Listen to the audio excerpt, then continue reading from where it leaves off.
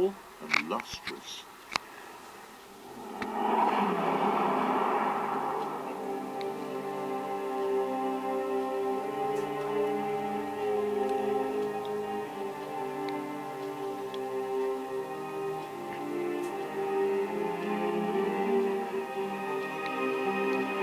God was probably very proud of Yorkshire when he'd finished it.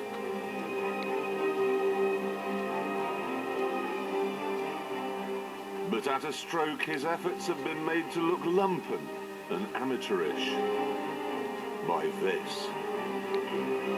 Jaguar's new XK.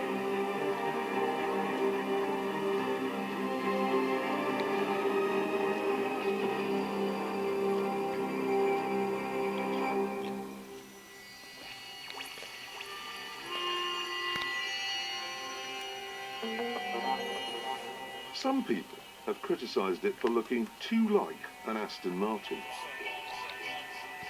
Are they mad? That's like criticising a bloke for looking too like Brad Pitt. The fact of the matter is this. From just about every angle, this is an impossibly pretty car.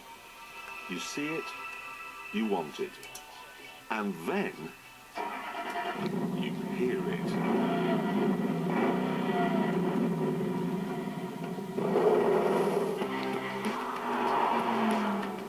Cruising along, it's no noisier than a mountain, but when you put your foot down, its arse just goes volcanic.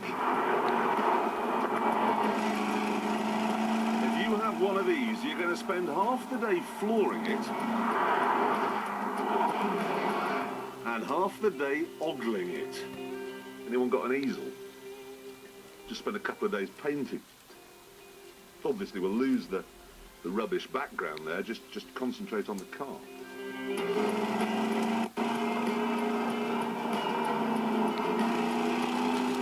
This means, unfortunately, there won't be much time left over for driving it, and that's a pity.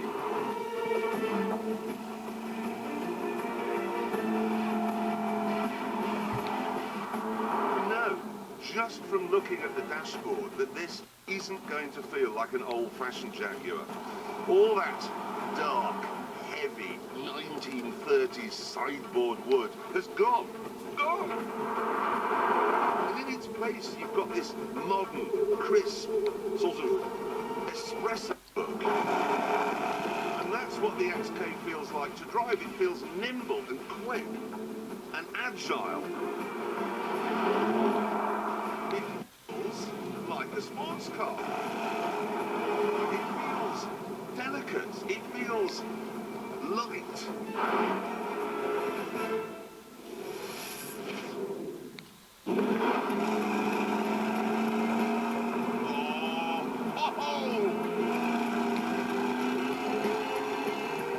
There's a very good reason for this. It is light. I have pets which weigh more. And because it's so light, it's fast. And it brakes well. And it steers well.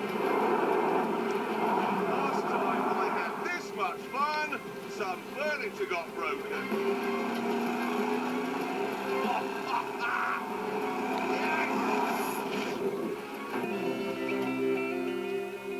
So there we are. The convertible I've been driving is £64,000 and the hardtop coupe is £59,000. And you want one, don't you? And you're not bothered which. In fact, you're probably looking at your children now thinking, how much would I get if I sold them for medical experiments? But hang on a minute, because there's a problem, which is to be found, weirdly, in here. Jaguar is in the middle of a deep financial crisis. And it's owned by Ford, which is in the middle of an even deeper financial crisis. And in places, this shows. The aerial, for instance, looks like it came from a 1981 Ford Cortina. The 4.2-litre V8 engine is pretty much exactly the same as the 4.2-litre V8 engine you got in the old XK. And inside, there's not a single gadget that's new and amazing.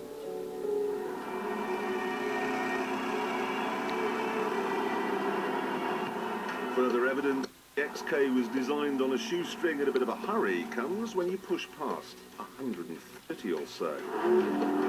At very high speeds, you can feel the front of the car starting to lift, the steering going light. It's not the end of the world in here until you find out what's causing it.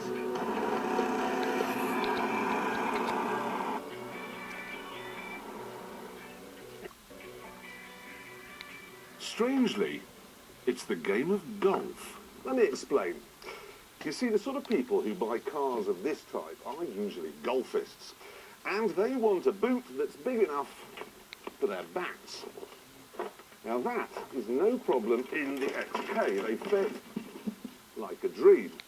But to make the boot big enough, they had to fit a small rear window, because if they put a bigger one in, it would have taken up too much space when the roof was folded down. And that's fine, but then, riding into the equation comes the EU, who say that the centre rear brake light must be fitted within a certain height of the window, and because the window is so small, it has to be put on this tall rear spoiler, which pushes the back of the car down when you're going quickly and lifts the front up.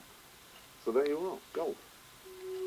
Of course, you could blame the EU for this, but the Germans have the same rules and they manage all right. And speaking of which, here they come.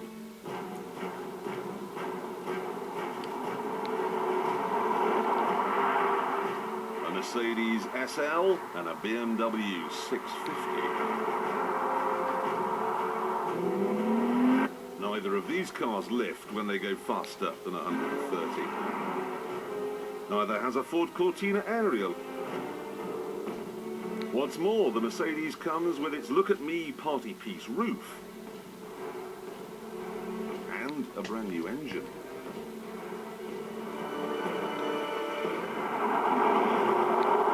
And then there's the BMW. This doesn't have an engine. What it has instead is a nuclear bomb under the bonnet. In the Jag you get 300 horsepower, in this you get 367. And that makes a difference. Much faster than the Jag.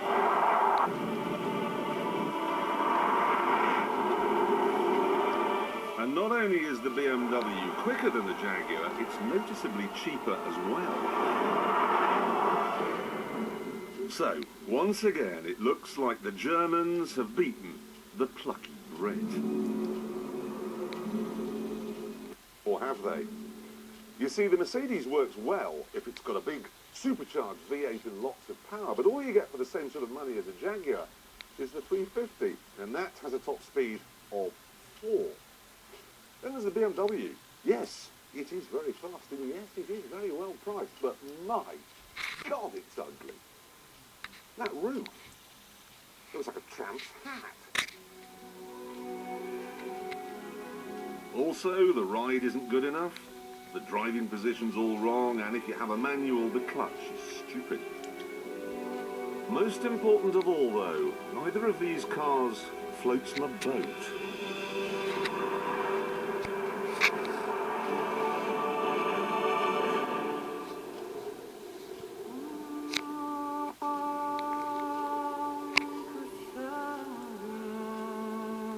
So now we're back with the Jaguar, and that is fine by me. Yes, it's not the most advanced car in the world, and yes, it was made for 20p, but who cares?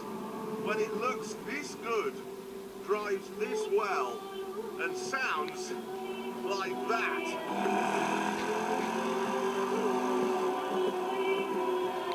Honestly, keep it below 130 or so, you're going to absolutely love it.